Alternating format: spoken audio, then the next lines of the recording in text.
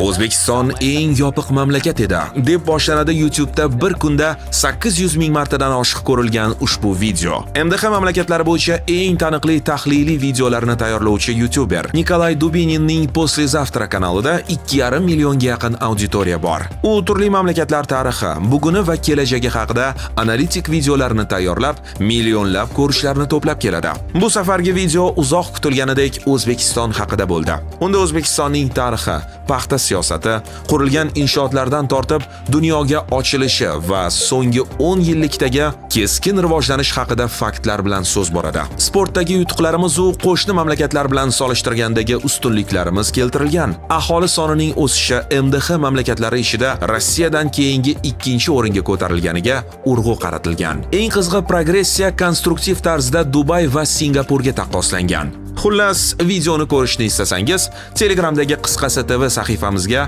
manzilni joylab qo'ydik. Video rus tilida.